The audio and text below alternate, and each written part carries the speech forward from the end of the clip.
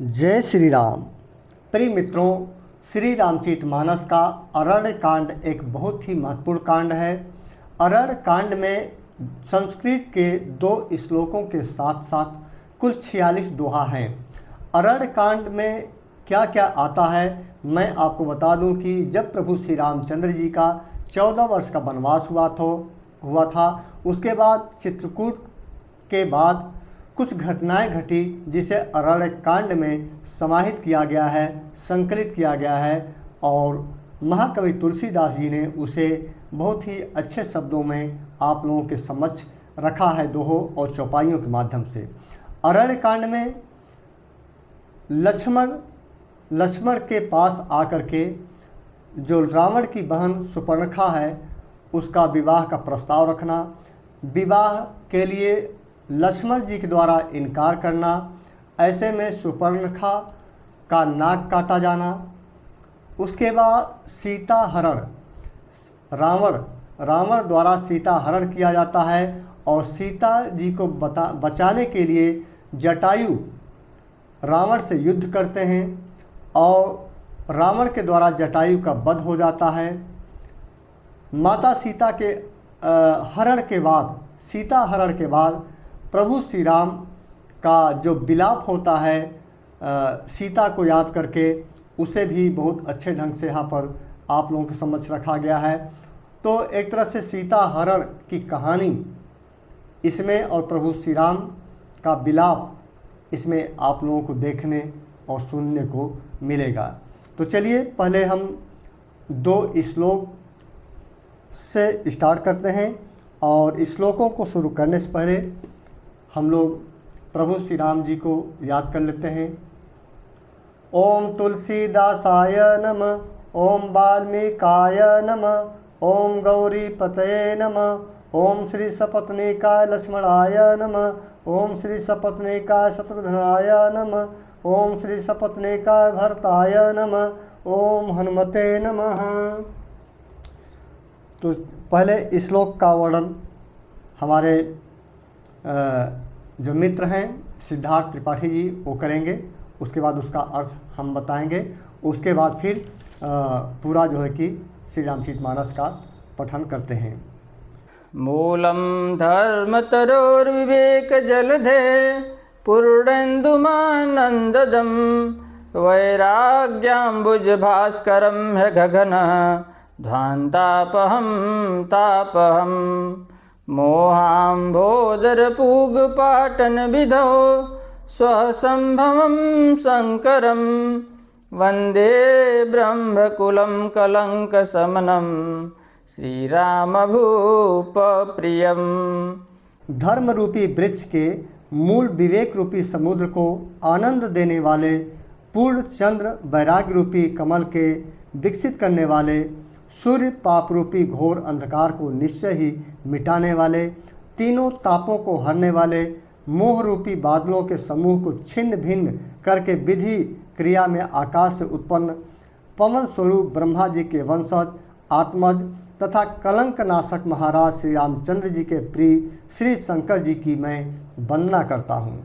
सांद्रानंद पयोद सौभगतनुम पीतांबरम सुंदरम पाणो बाणसरासटं कटिलसत तुरीडभारंवरम राजीवायतलोचनं धृतजटा जूटेन संशोभितं सीतालक्ष्मणसयुतं पदिगतं रामाभिरामं भजे।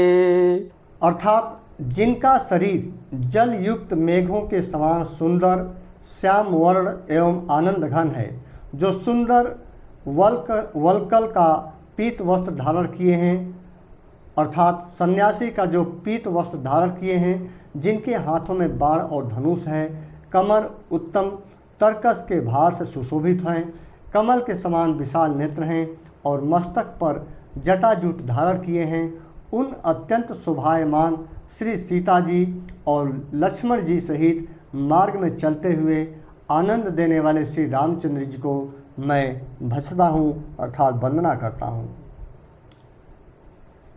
उमा राम गुण गुढ़ पंडित, मुनि पावहि बिरति, पावहि मोह विमूढ़, जय हरि विमुख न धर्म रति।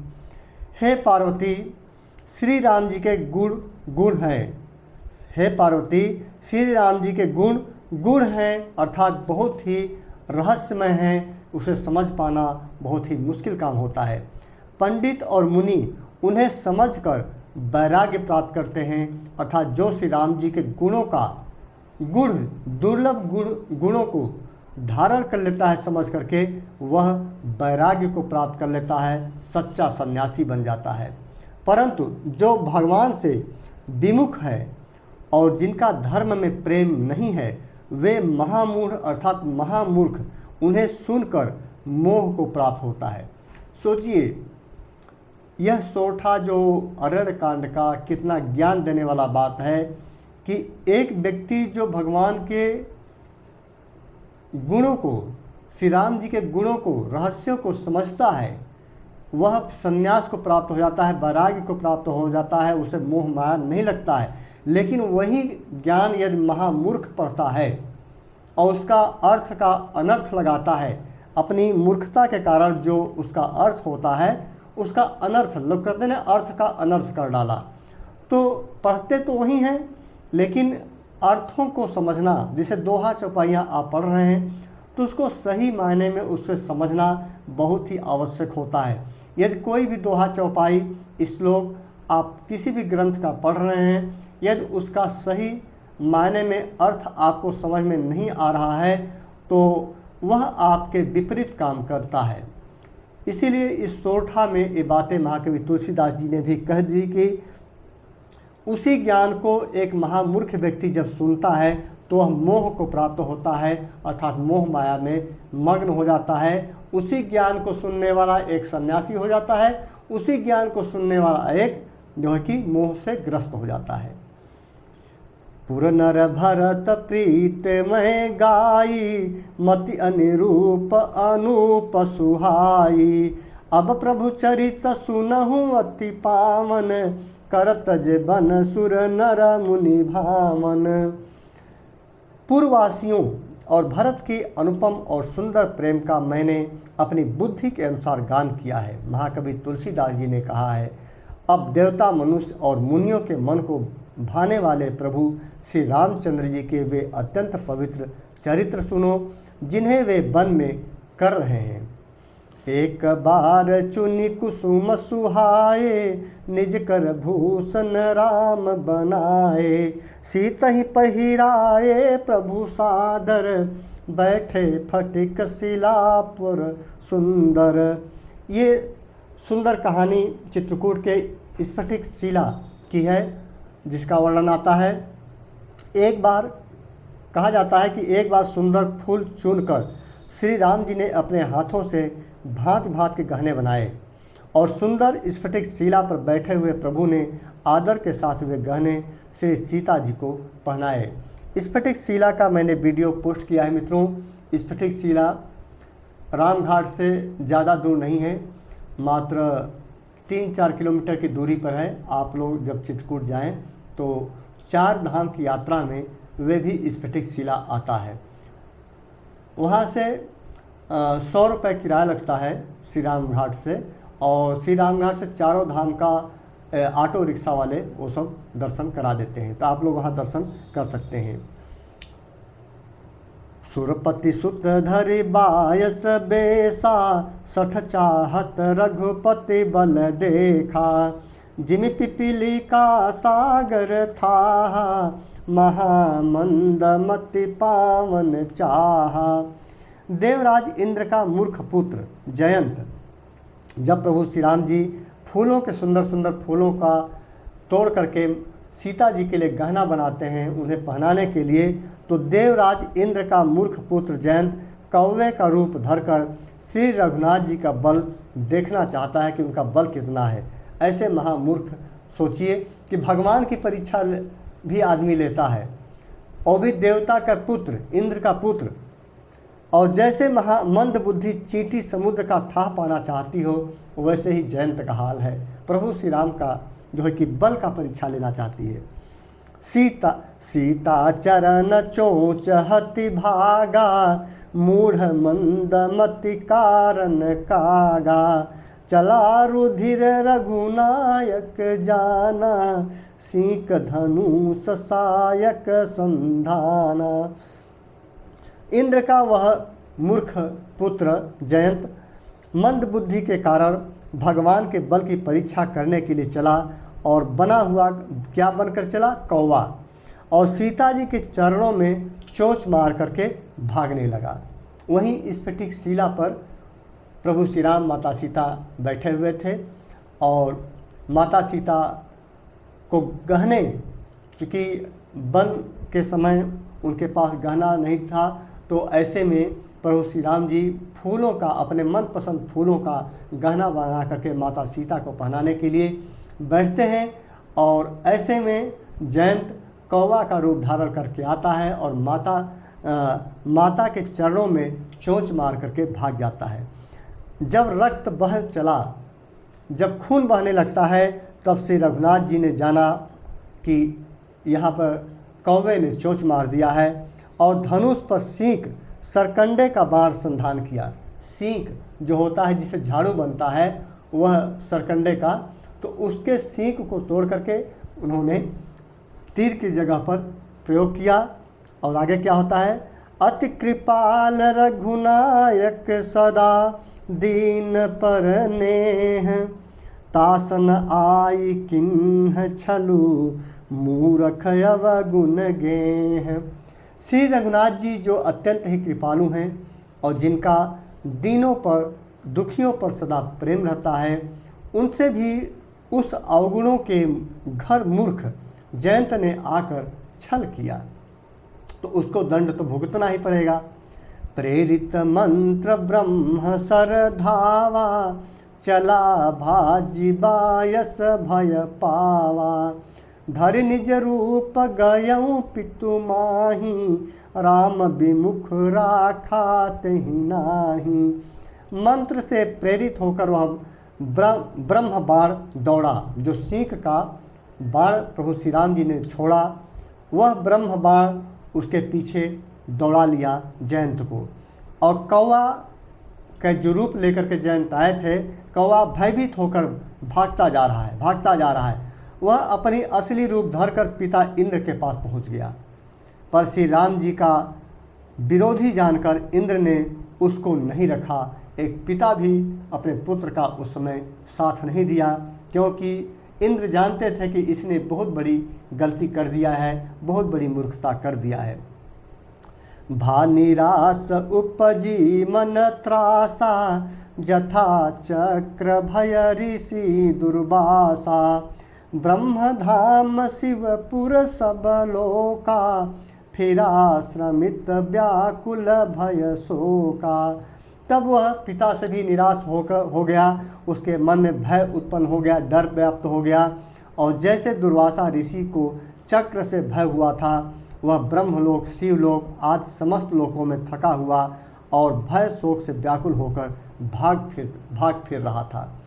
काहूँ बैठन कहाँ न होही, राखी को सकई राम कर द्रोही, मातु मृत्यु पितु समन समाना, सुधा होई विष सुनु हरि जाना। पर रखना तो दूर, कोई उसका, जहाँ भी वे जाते थे जयंत, वहाँ सब लोग उसकी बातों को सुनकर समझ करके उसे शरण नहीं देते थे। सब लोग जानते थे कि इसने बड़ी भारी मूर्खता कर दी है। किसी ने उसे बैठने तक के लिए नहीं कहा। श्री राम जी के द्रोही को कौन रख सकता है? काकभुसुंडी जी कहते हैं, हे गरुड़ सुनिए। कथा सुनाते हुए काकभुसुंडी जी कहते हैं, हे गरुड़ सुनिए, उसके लिए माता मृत्यु के समान है। माता मृत्यु के समान, पिता यमराज के समान और अमृत विष के समान हो जाता है। मित्र करई सतरिपु कै करनी, ताकह विबुध नदी बैतरनी, सब जगु ताहि अनलहु ते ताता, जो रघुबीर विमुख सुन भ्राता। मित्र सैकड़ों शत्रुओं की सी करने लगता है।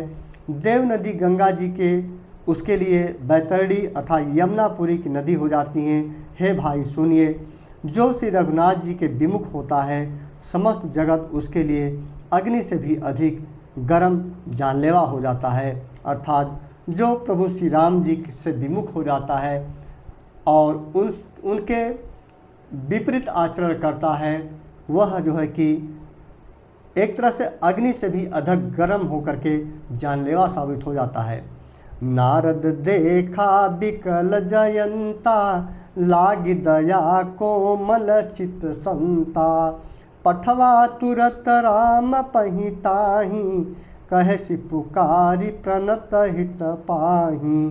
नारद जी ने जयंत को व्याकुल देखा तो उन्हें दया आ गई, क्योंकि संतों का चित्त बड़ा कोमल होता है। उन्होंने उसे समझाकर तुरंत श्री राम जी के पास भेज दिया। उसने जाकर पुकार कर कहा, हे शरणागत के हितकारी, मेरी रक्षा कीजिए। ये इस चौपाई के माध्यम से एक बहुत बड़ी बात सामने आती है मित्रों कि देखिए, सभी लोगों ने जयंत को नकार दिया, लेकिन संतों का जो चित्त होता है बड़ा कोमल होता है। आज बहुत से संत ऐसे हैं जो टीवी में शो में जाते हैं और सोशल मीडिया पर बहुत उग्र हो करके डिबेट करते हैं, बहस करते हैं। अहंकार आ जाता है, घमंड आ जाता है, क्रोध आ जाता है, तो वह संतों के जो आचरण से वो मेल नहीं खाता है। इसलिए संतों का जो हृदय होता है वह बहुत ही कोमल होता है, उन्हें क्रोध नहीं आता है। तो ऐसे में ये आज के संतों के लिए एक बहुत बड़ी प्रेरणा है। आतुर सभय गहे सिपद जाई, त्राहि त्राहि दयाल रघुराई। अतुलित बल अतुलित प्रभुताई, मैं मति मंद जानी नहीं पाई। जयंत कहता है, आतुर और भयभीत जयंत ने जाकर श्री राम जी के चरण पकड़ लिए और कहता है, हे दयालु रघुनाथ जी, मेरी रक्षा कीजिए, रक्षा कीजिए। आपके अतुलित बल और आपकी अतुलित प्रभुता और सामर्थ्य को मेरी मंद बुद्धि जान नहीं पाई, मुझे क्षमा करिए। निज कृत कर्म जनित फल पायऊँ, अब प्रभु पाहि शरण तकी आयऊँ। सुनि कृपाल अति आरत बानी, एक नयन करि तजा भवानी। अपने किए हुए कर्म से उत्पन्न हुआ फल मैंने पा लिया। अब हे प्रभु मेरी रक्षा कीजिए, मैं आपकी शरण तक कर आया हूँ। शिव जी कहते हैं, हे पार्वती, कृपालु श्री रघुनाथ जी ने उसकी अत्यंत आर्त अर्थात दुख भरी वाणी सुनकर उसे एक आँख काना करके छोड़ दिया। तभी से मित्रों, कौवा अपनी दोनों आँखों से नहीं बल्कि सिर्फ एक आँख से दिखाई देता है कौवों को। इसीलिए सोठा, किन्ह मोह बस द्रोह यद्यपि, तेहि कर बध उचित। प्रभु छाड़ेऊ करी छोह को, कृपाल रघुबीर सम। उसने मोह बस द्रोह किया था, इसलिए यद्यप उसका वध ही उचित था, पर प्रभु ने कृपा करके उसे छोड़ दिया। श्री राम जी के समान कृपालु और कौन होगा। रघुपति चित्रकूट बसी नाना, चरित किए श्रुति सुधा समाना। बहुरी राम यस मन अनुमाना, होई भीर सबहि मुहि जाना। चित्रकूट में बसकर श्री रघुनाथ जी ने बहुत से चरित्र किए जो कानों को अमृत के समान प्रिय है। फिर कुछ समय पश्चात श्री राम जी ने मन में ऐसा अनुमान किया कि मुझे सब लोग जान गए हैं, इसे यहाँ बड़ी भीड़ हो जाएगी।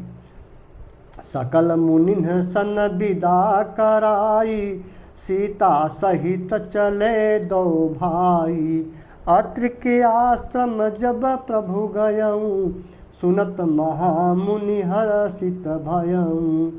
इसलिए सब मुनियों से विदा लेकर सीता जी सहित दोनों भाई चले। जब प्रभु अत्रि जी के आश्रम में गए तो उनका आगमन सुनते ही महामुनि हर्षित हो गए। अत्रि मुनि का आश्रम मित्रों वहीं सती अनसुईया, जो आप लोग चित्रकूट में जाते हैं तो अत्रि मुनि का आश्रम वहीं था। पुलकित गात अत्रि उठ धाये, देखी राम आतुर चली आए। करत दंडवत मुनि उरुलाए, प्रेम बारी दो जन अनहवाए। शरीर पुलकित हो गया। अत्रि जी उठकर दौड़े। उन्हें दौड़े आते देखकर अत्रि मुनि को दौड़े आते देखकर श्री राम जी और भी शीघ्रता से चले आए। दंडवत करते हुए श्री राम जी को उठाकर मुनि ने हृदय से लगा लिया और प्रेम आश्रुओं के जल से दोनों भाइयों को नहला दिया। देखी राम छवि नयन जुड़ाने, सादर निज आश्रम तब आने। कर पूजा कही बचन सुहाए, दिए मूल फल प्रभु मन भाए। श्री राम जी की छवि देखकर मुनि के नेत्र शीतल हो गए। तब वे उनको आदरपूर्वक अपने आश्रम में ले आए। पूजन करके सुंदर वचन कहकर मुनि ने मूल और फल दिए, जो प्रभु के मन को बहुत अच्छे लगे। प्रभु आसन आसीन, भरी लोचन शोभा निरखी। मुनिवर परम प्रवीण, जोरी पानी स्तुति करत। प्रभु आसन पर विराजमान है। नेत्र भरकर उनकी शोभा देखकर प्रवीण मुनि श्रेष्ठ हाथ जोड़कर स्तुति करने लगे। एक छंद के माध्यम से नमामि भक्तवत्सलं, कृपालुशील कोमलम। भजामि ते पदाम्बुजम, अकामिनां स्वधामदम।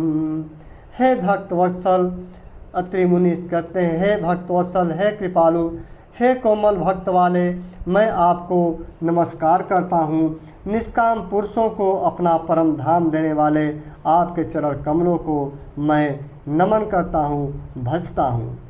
निष्काम श्याम सुंदरम भवाम्बुनाथ मंदरम, प्रफुल्ल कंजलोचनम, मदादि दोष मोचनम। आप नितांत सुंदर श्याम, संसार अर्थात आवागमन रूपी समुद्र को मथने के लिए मंदराचल रूप फूले हुए कमल के समान नेत्रों वाले और मद आदि दोषों को छुड़ाने वाले हैं। परलंब बाहु विक्रमं, प्रभो प्रमेप भवम। निसंग चाप सायकम, धरम त्रिलोकनायकम। अर्थात हे प्रभु, आपकी लंबी भुजाओं का पराक्रम और आपका ऐश्वर्य अप्रमेय अर्थात बुद्धि के परे, जिसे बुद्धि भी समझने में असक्षम है अथवा असीम है। आप तर्कस और धनुष बाण धारण करने वाले तीनों लोगों के स्वामी हैं। आपको नमन है। आगे कहते हैं अत्रि मुनि, दिनेश वंश मंडनम, महेश चाप खंडनम। मुनीन्द्र संत रंजनम, सुरारि वृंद भंजनम। सूर्यवंश के भूषण महादेव जी के धनुष को तोड़ने वाले, मुनि राजों और संतों को आनंद देने वाले तथा देवताओं के शत्रु असुरों के समूह का नाश करने वाले हैं। आपको प्रणाम है। मनोज वैरी बंदितम, अंजादि देव सेवितम। विशुद्ध बोध विग्रहम, समस्त दूषणापहम। आप कामदेव के शत्रु महादेव जी के द्वारा बंदित ब्रह्मा आदि देवताओं से सेवित विशुद्ध ज्ञानमय विग्रह और समस्त दोषों को नष्ट करने वाले हैं। नमामि इंद्रापतिम, सुखाकरम सताम गतिम। भजे सशक्ति सानुजम, सचीपतित प्रियानुजम।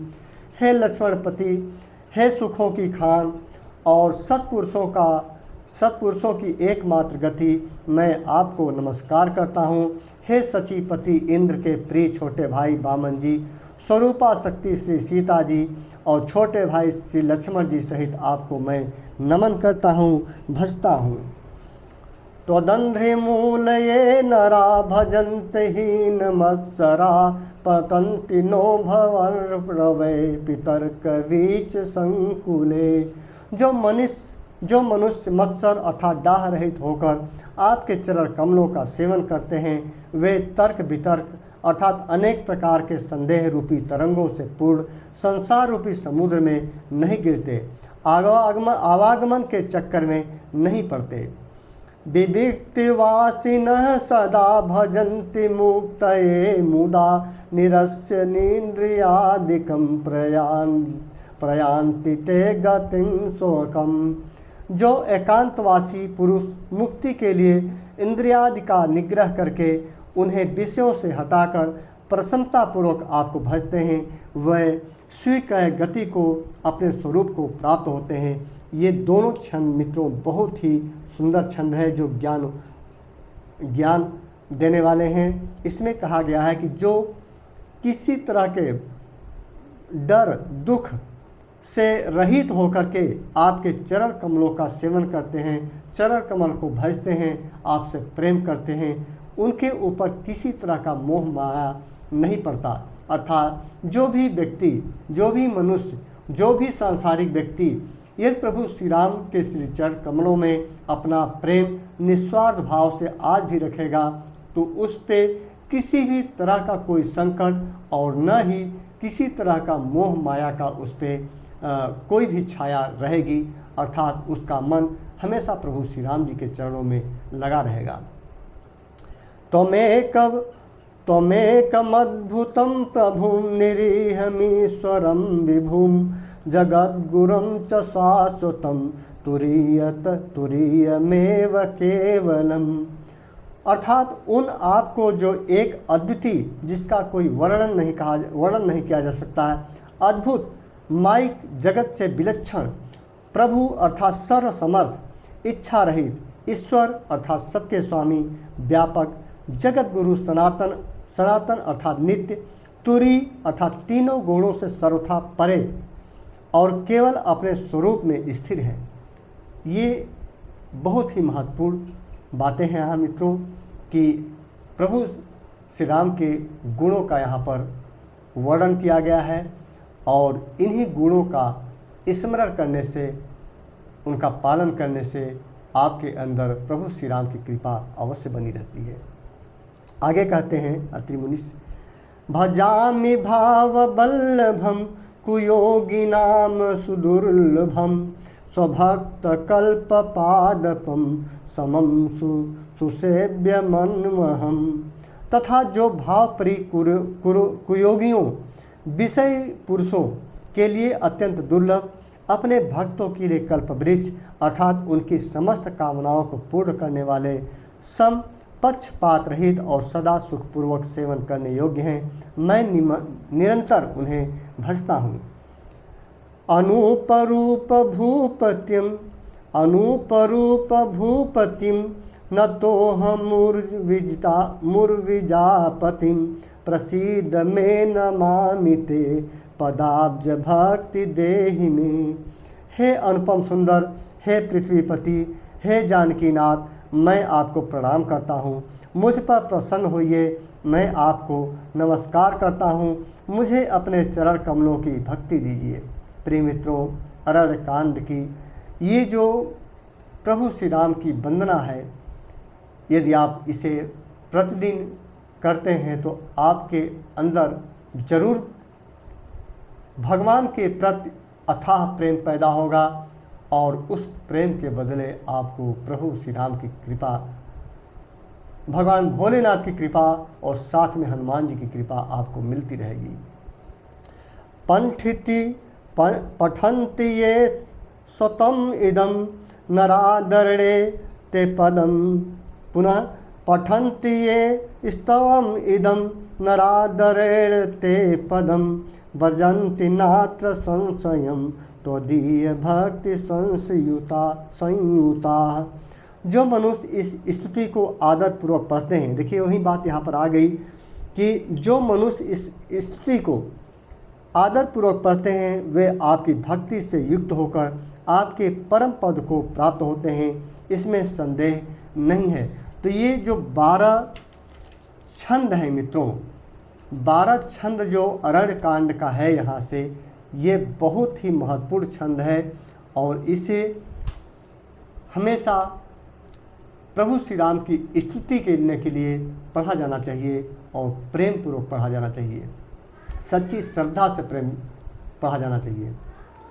बिनती करिबूनि नाई सिरु कह कर जोरी बहोरी, चरण सरोरुह नाथ जनी कबहु तजय मति मोरी।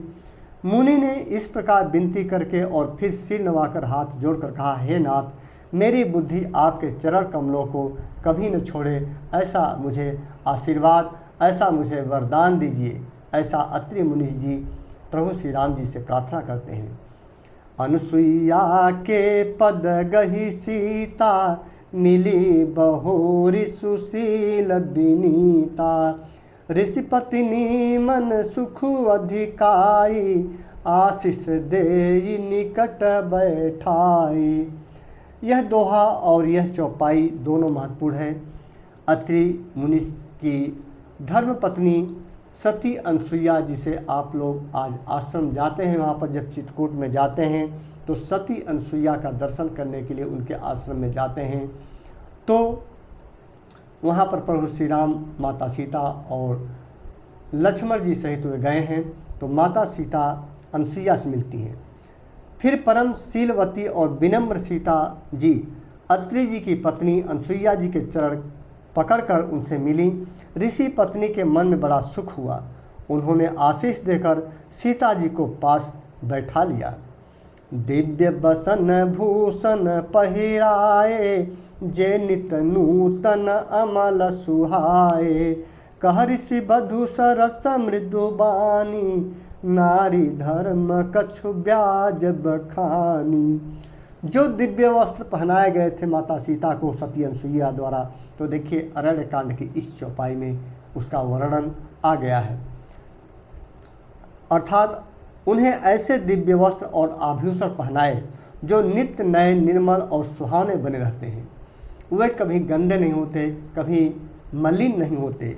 और ऋषि पत्नी उनके बहाने मधुर और कोमल वाणी से स्त्रियों के कुछ धर्म बखान कर कहने लगी। तो सती अनसुईया माता ने जो स्त्रियों के जो गुण और धर्म होने चाहिए, माता सीता के बहाने सभी को शिक्षा देने का काम किया, जो आगे आप लोगों को बतलाता हूँ। मातु पिता भ्राता हितकारी, मित प्रद सब सुनु राजकुमारी। अमित दानी भरता वय देही, अधम सोनारी जो सेवन तेही। माता अनसुईया कहती हैं, हे राजकुमारी सुनिए, माता पिता भाई सभी हित करने वाले होते हैं, परंतु ये सब एक सीमा तक ही सुख देने वाले होते हैं। परंतु हे जानकी, पति तो मोक्ष रूप अर्थात असीम सुख देने वाला होता है। वह स्त्री अधम है जो ऐसे पति की सेवा नहीं करता। अब सोचिए, इसमें माता सीता के बहाने सभी नारियों को माता अनसुईया ने, सती अनसुईया ने शिक्षा दिया है कि माता पिता और भाई तो एक सीमा तक ही आपके हितकारी होते हैं, लेकिन जो पति होता है वह मोक्ष तक असीम सुख देने वाला, जिस सुख की कोई सीमा नहीं है, ऐसा सुख देने वाला होता है। और जो स्त्री अपने पति की सेवा नहीं करती है वह स्त्री अधम होती है।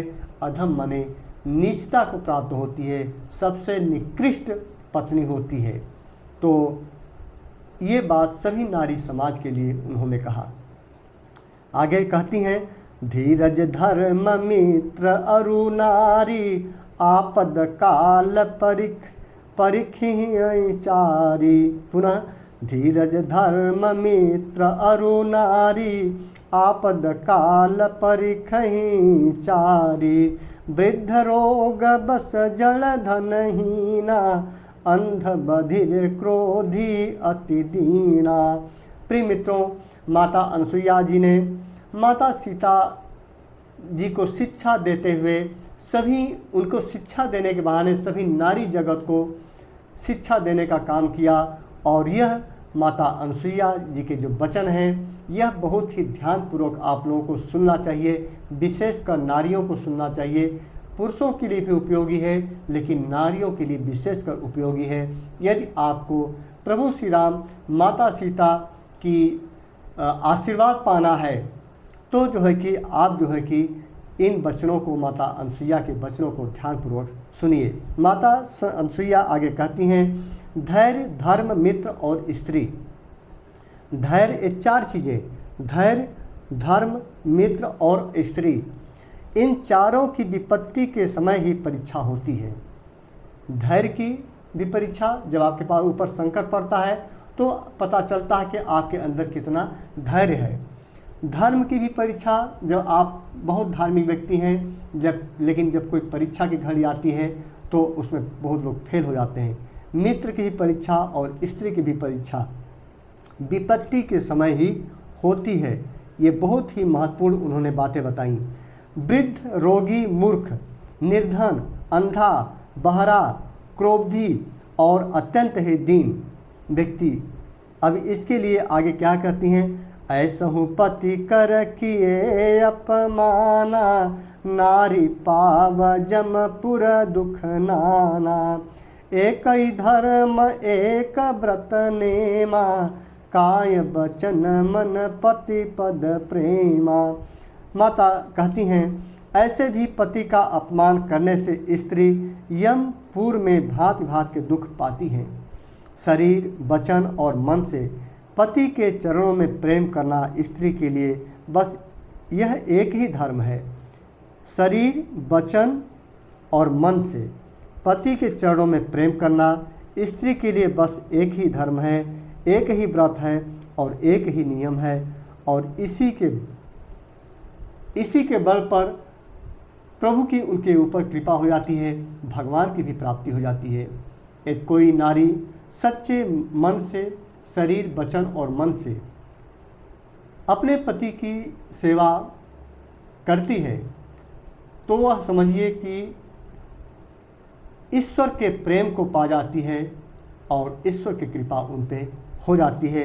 माता अनसुईया जी ने स्वयं ही कहा है, जगपति व्रताचारी विधि अहई, वेद पुराण संत सब कहई। उत्तम के अस बस मन माही, सपन हूँ आन पुरुष जग नाही। जगत में 4 प्रकार की पतिव्रताएं हैं। वेद, पुराण और संत सब ऐसा कहते हैं कि उत्तम श्रेणी की पतिव्रता के मन में ऐसा भाव बसा रहता है कि जगत में मेरे पति को छोड़कर दूसरा पुरुष स्वप्न में भी नहीं है।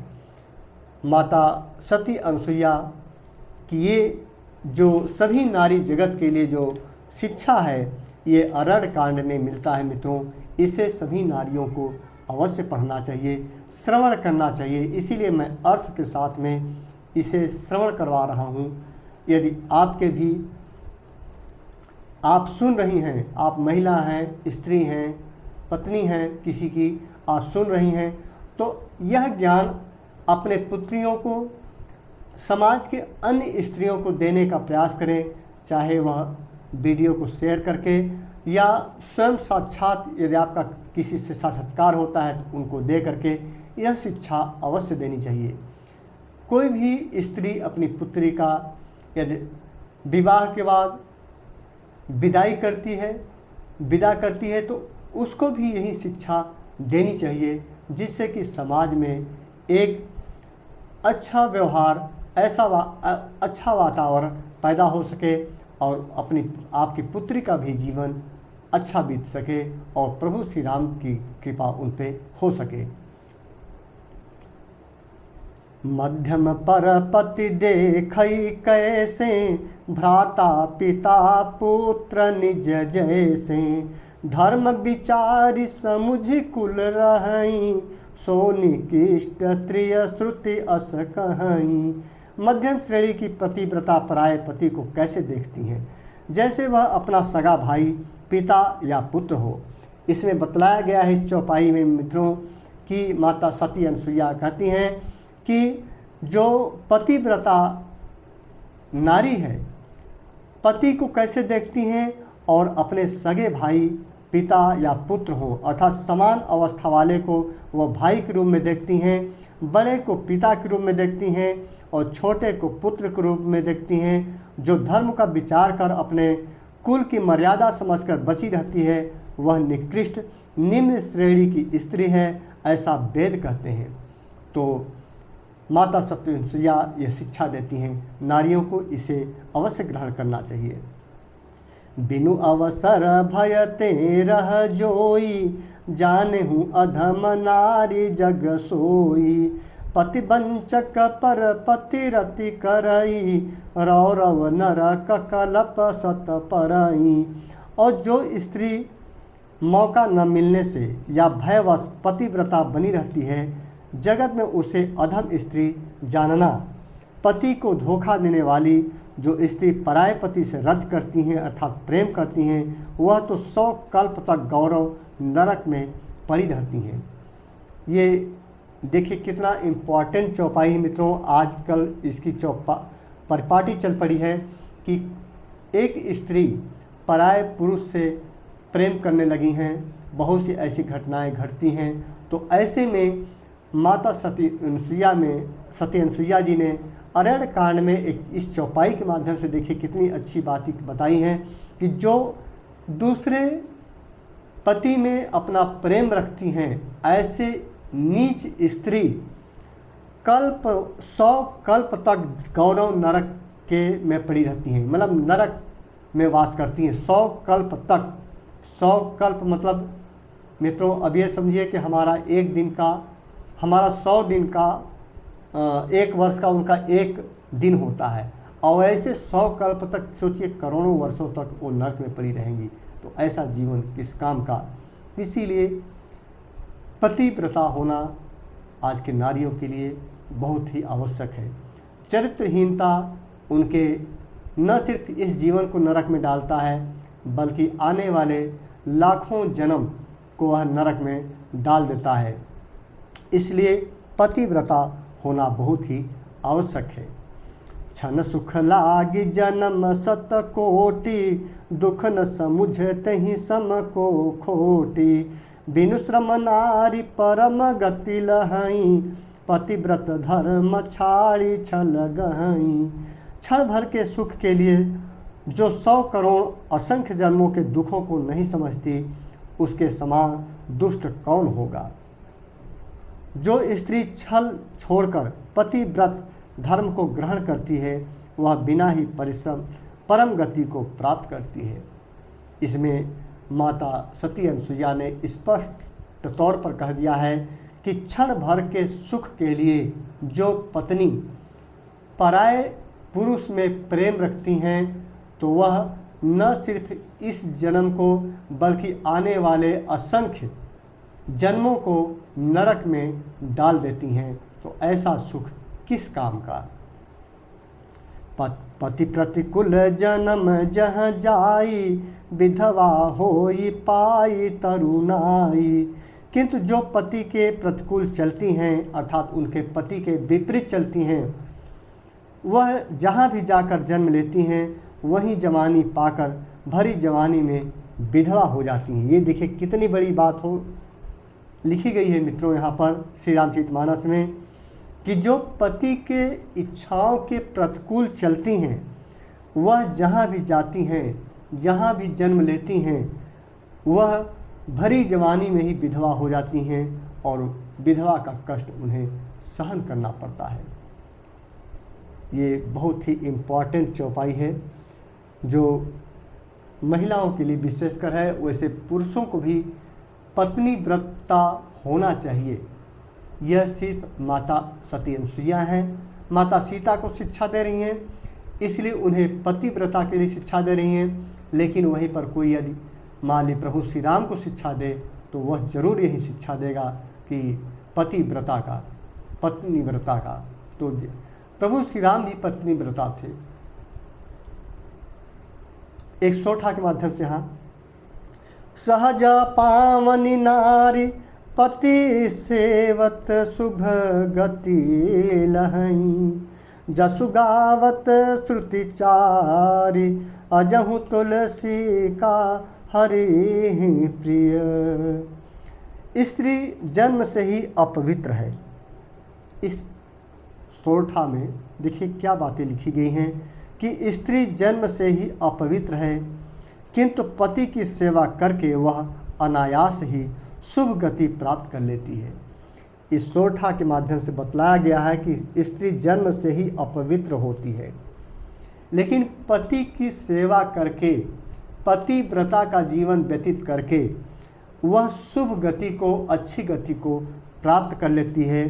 पतिव्रत धर्म के कारण ही आज भी तुलसी जी भगवान को प्रिय हैं।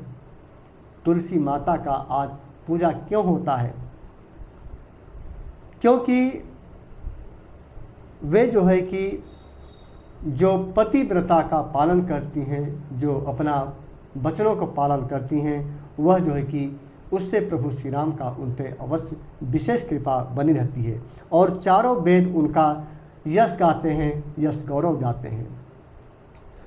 सुन सीता तव नाम सुमिरी, नारी पति व्रत करहीं, तो ही प्राण प्रिय राम कहियूं, कथा संसार हित।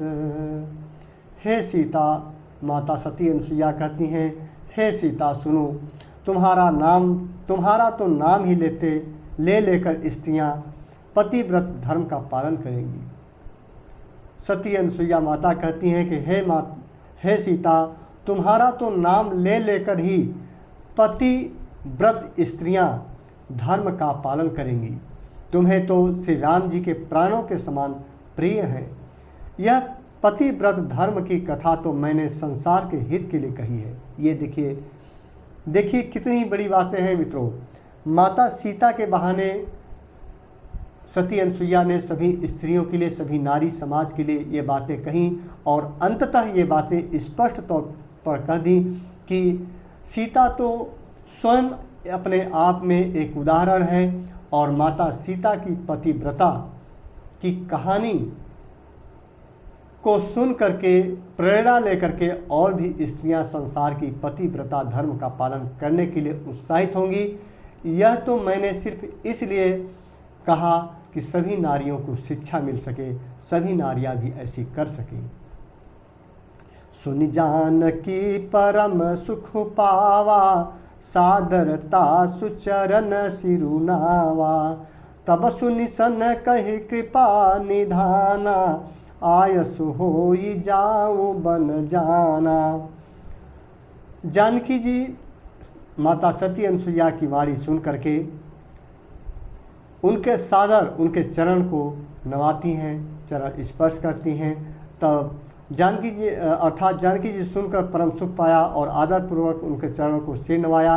तब कृपा की खान से राम जी ने मुनि से कहा, आज्ञा हो तो अब दूसरे वन में जाऊं। संतत मोह पर कृपा करे हूँ, सेवक जानित जेहूँ जनिने हूँ, धर्म धुरंधर प्रभु कै बानी, सुनि स प्रेम बोले मुनि ज्ञानी। मुझ पर निरंतर कृपा करते रहिएगा और अपना सेवक जानकर स्नेह न छोड़िएगा। धर्म धुरंधर प्रेम प्रभु श्री रामचंद्र जी के वचन सुनकर ज्ञानी मुनि प्रेम पूर्वक बोले, जासु कृपा अज शिव सनकादि, चाहत सकल परमार्थ बादी, ते तुम राम अकाम प्यारे, दीन बंधु मृदु बचन उचारे। अर्थात ब्रह्मा, शिव और सनकादि सभी देवी देवता, सभी परमार्थवादी अर्थात तत्ववेत्ता जिनकी कृपा चाहते हैं। हे राम जी, आप वही निष्काम पुरुषों के भी प्रिय और दिनों के बंधु भगवान हैं, जो इस प्रकार कोमल वचन बोल रहे हैं। अब जानी मैं श्री चतुराई, भज तुम्हीं सब देव बिहाई। जहि समान अतिशय नहीं कोई, ताकर शील कस न अस होई। अब मैंने लक्ष्मी जी की चतुराई समझी, जिन्होंने सब देवताओं को छोड़कर आप ही को भजा, जिसके समान सब बातों में अत्यंत बड़ा और कोई नहीं है। उसका शील भला ऐसा क्यों न होगा। कहीं विधि कहूँ जाहूँ अब स्वामी, कहूँ नाथ तुम अंतर जामी। अस कहीं प्रभु बिलो की मुनि धीरा, लोचन जल बह पुलक शरीरा। मैं किस प्रकार कहूँ कि हे स्वामी आप अब जाइए, हे नाथ आप अंतर्यामी हैं, आप ही कहिए। ऐसा कहकर धीर मुनि प्रभु को देखने लगे। मुनि के नेत्रों से प्रेम आंसुओं का जल बह रहा है और शरीर पुलकित है। एक सुंदर छंद के माध्यम से यहाँ पर उस समय के भावनाओं को व्यक्त किया गया है।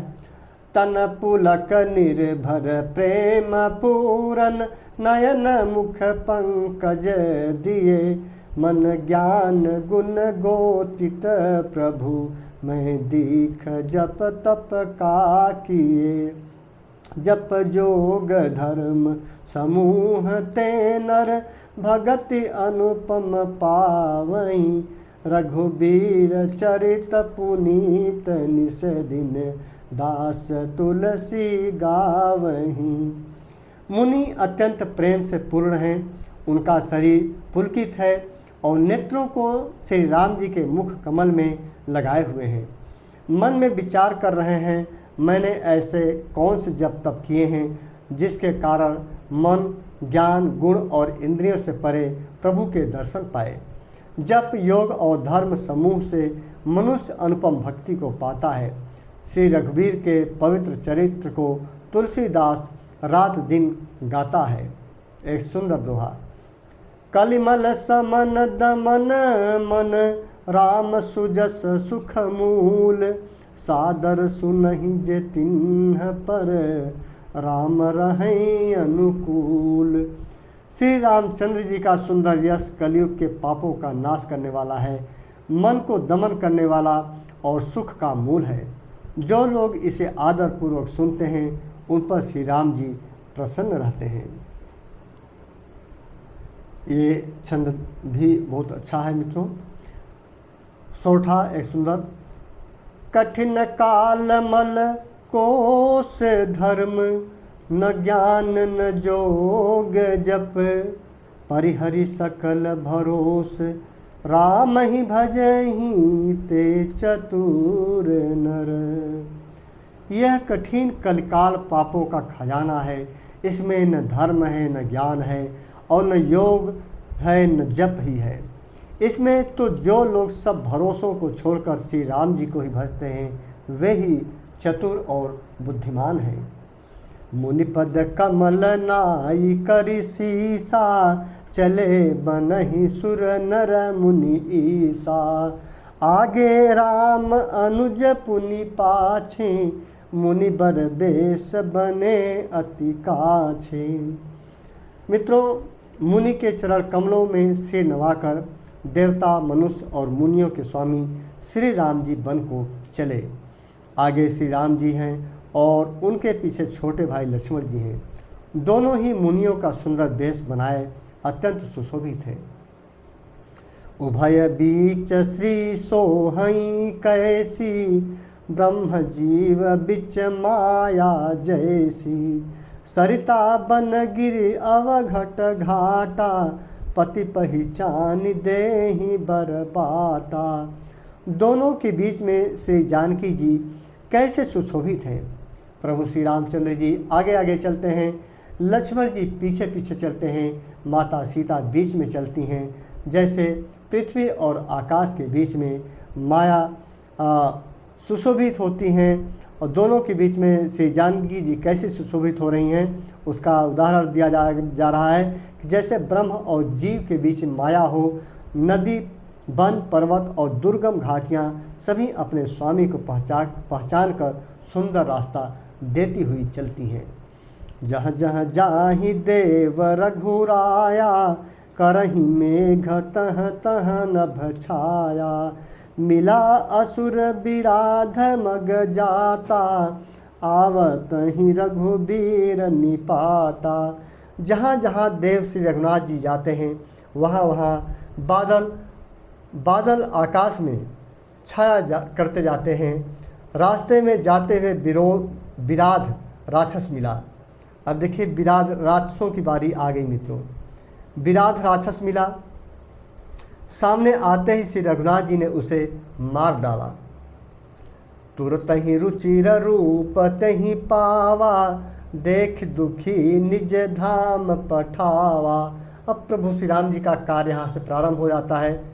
राक्षसों का जो किन्हीं श्राप के कारण बहुत से युगों से राक्षसों का रूप धारण करके जन्म लेकर के लोगों पर दुख बरसा रहे थे, तो ऐसे लोगों को मुक्ति देने का समय आ गया था और इसी कार्य के लिए प्रभु श्री राम जी वनवास लिए थे।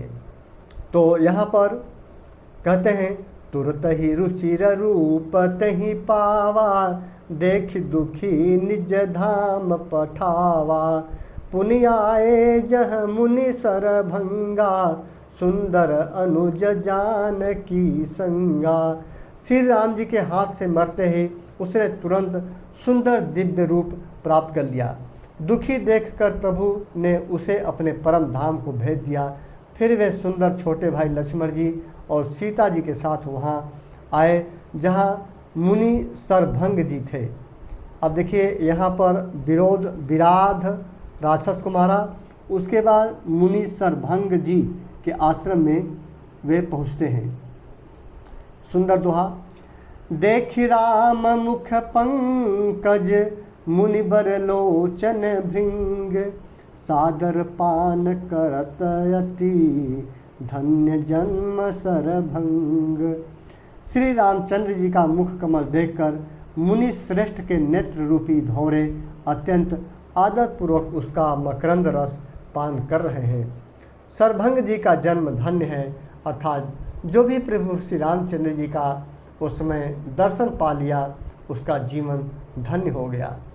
कह मुनि सुन रघुबीर कृपाला, शंकर मानस राज मराला। जात रहूँ बीरंच की धामा, सुने श्रवण बन अहई रामा। मुनि ने कहा, हे कृपालु रघुवीर, हे शंकर जी के मन रूपी मानसरोवर के राजहंस सुनिए। मैं ब्रह्मलोक को जा रहा था, इतने में कानों से सुना कि श्री राम जी वन में आवेंगे। चितवत पंथ रहूं दिन राती, अब प्रभु देखी जुड़ानी छाती। नाथ सकल साधन महीना, किन्ह कृपा जानी जन दीना। तब से मुनि जी कहते हैं कि मैं आपका दर्शन करने के लिए ही, जब से मैं सुना हूँ कि आप वन में आए हैं, तभी से आपके दर्शन के लिए मैं यहाँ पर रुका हुआ हूँ। तब से मैं दिन रात आपकी राह देख रहा हूँ। अब आज प्रभु को देखकर मेरी छाती शीतल हो गई। हे नाथ, मैं सब साधनों से हीन हूँ, आपने अपना दिन सेवक जानकर मुझ पर कृपा की है। सो कछु देव न मोहिनी होरा, निजपन राख्यूं जन मन चोरा। तब लगी रहूं दीन हित लागी, जब लगी मिलो तुम्हें तनु त्यागी। हे देव, यह कुछ मुझ पर आपका एहसान नहीं है। हे भक्त मंचोर, ऐसा करके आपने अपने प्रण की ही रक्षा की है। अब इस दिन के कल्याण के लिए तब तक यहाँ ठहरिए जब तक मैं शरीर छोड़कर आपसे आपके धाम में न मिलूं। देखिए, एक भक्त का, यहाँ पर एक भक्त का स्वामी के पर भी एकाधिकार जता लेता है। एक सच्चा प्रेमी, एक सच्चा भक्त अपने प्रेम भक्ति को के कारण एक स्वामी पर भी एकाधिकार कर लेता है। तो यही बात यहाँ पर देखने को मिल रही है। वे संत जो मुनि सरभंग जी थे, वे कह रहे हैं कि आपने मुझे दर्शन देकर एहसान नहीं किया है, यह तो आपका प्रण था, यह तो आपका प्रण था जो आपने दर्शन मुझे दिया। अब आप जब तक मैं शरीर छोड़ करके आपके धाम न पहुंच जाऊं तब तक आप यहीं ठहरिए। अब सोचिए, एक भक्त स्वामी को आज्ञा दे रहा है एक तरह से।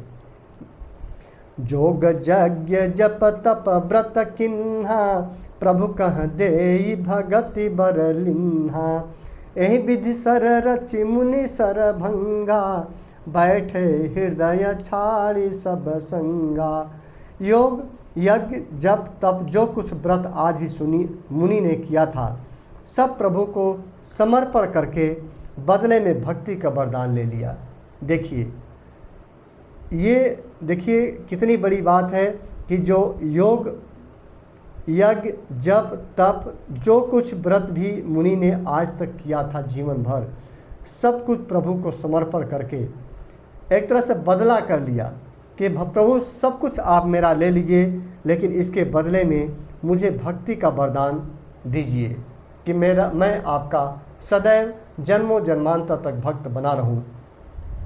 यह जो है कि मुनि सरभंग जी ने प्रभु से वरदान मांगा। इस प्रकार दुर्लभ भक्ति प्राप्त करके फिर चिता रचकर मुनि सरभंग जी हृदय से सब आसक्ति छोड़कर उस पर जा बैठे स्वयं। सीतायनुज समेत प्रभु नील जलद तनु श्याम, मम ही बसहु निरंतर सगुण रूप श्री राम। हे नील मेघ के समान श्याम शरीर वाले सगुण रूप श्री राम जी, सीता जी और छोटे भाई लक्ष्मण जी सहित प्रभु आप निरंतर मेरे हृदय में निवास कीजिए। अस कहीं जोग अगिनि तनु जारा, राम कृपा बैकुंठ सिधारा। ताते मुनि हरि लीन न भयऊ, प्रथम ही भेद भगति बर लयऊ।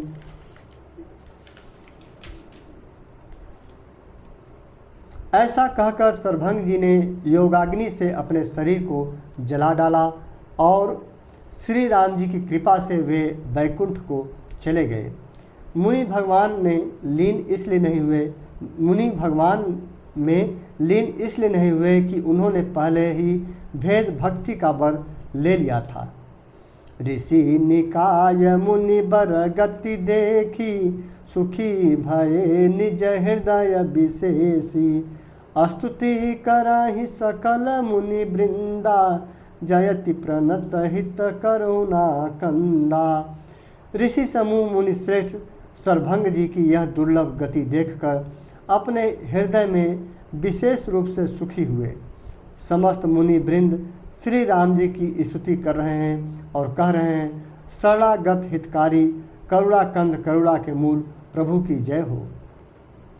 पुनि रघुनाथ चले बन आगे, मुनिवर वृंद विपुल संग लागे। अस्थि समूह देखी रघुराया, पूछि मुनि लागी अति दाया। फिर श्री रघुनाथ जी आगे वन में चले। श्रेष्ठ मुनियों के बहुत से समूह उनके साथ हो लिए।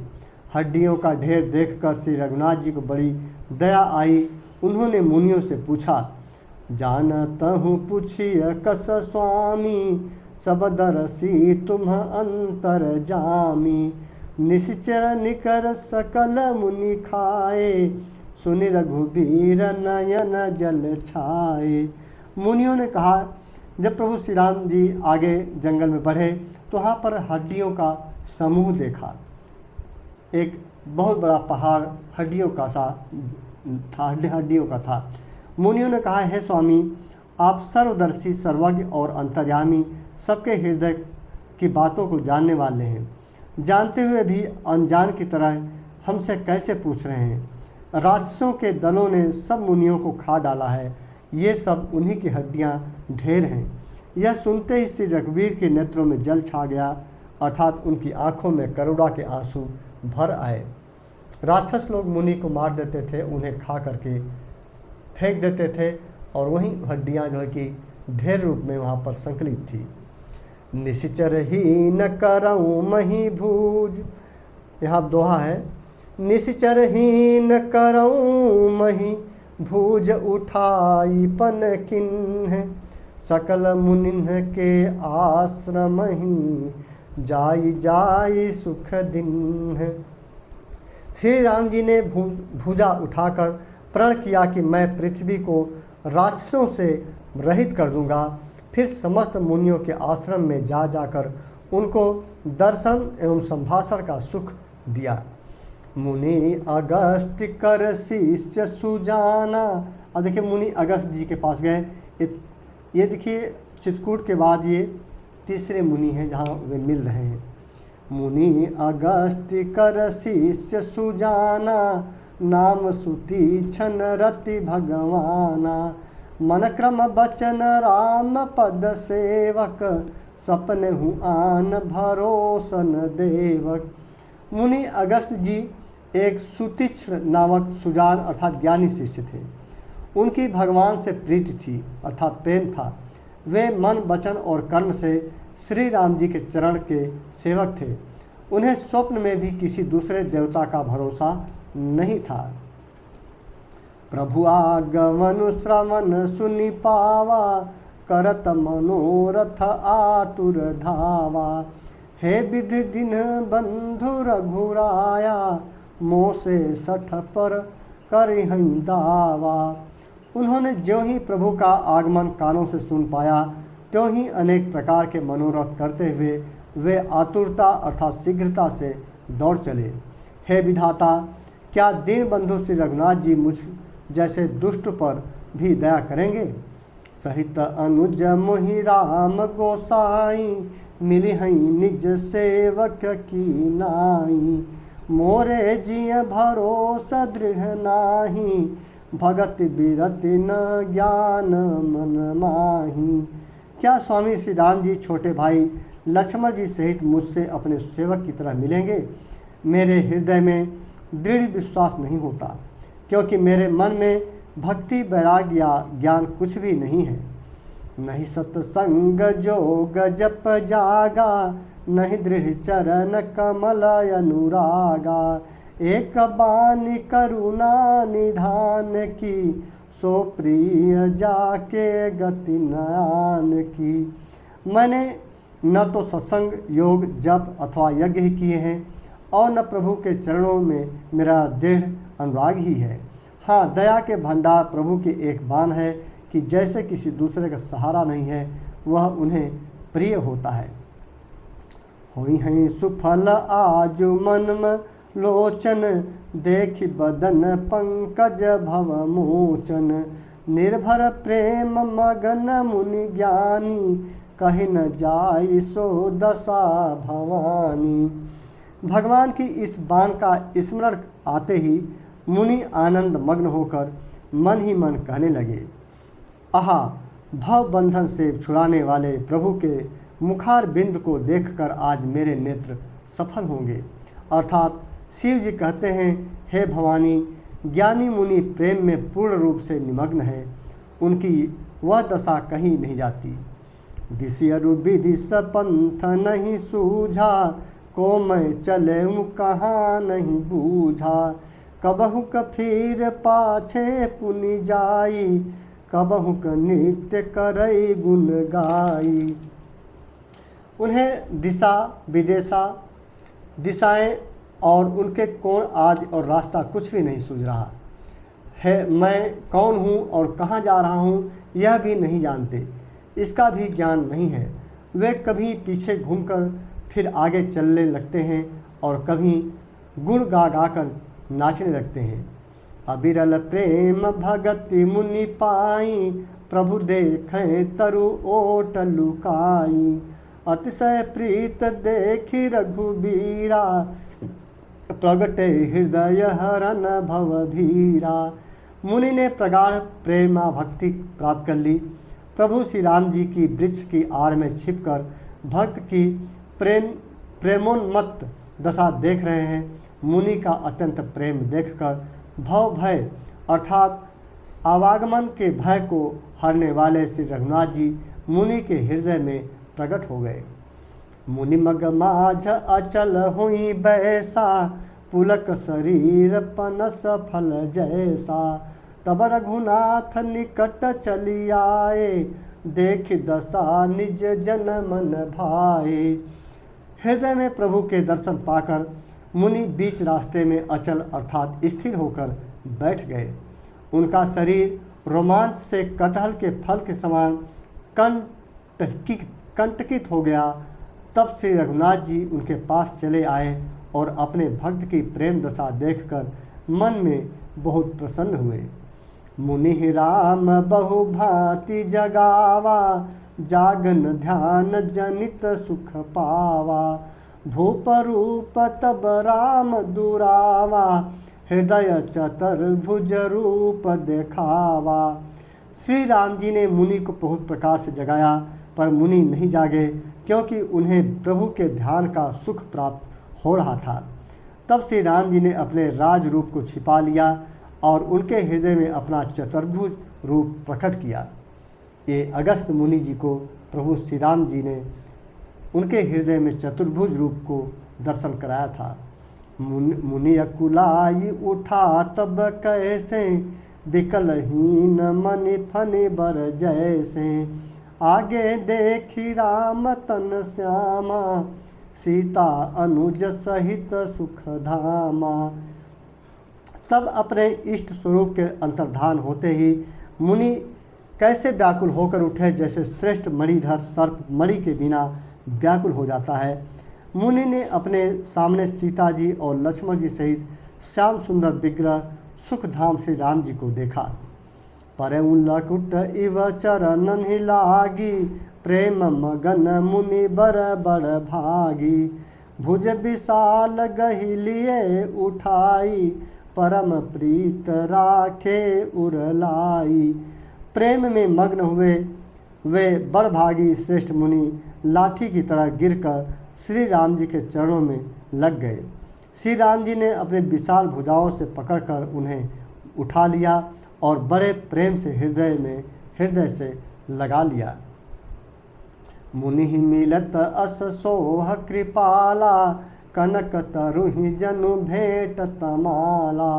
राम बदन बिलोक मुनि ठाढ़ा, मानहु चित्र सा माझ लिखी काढ़ा।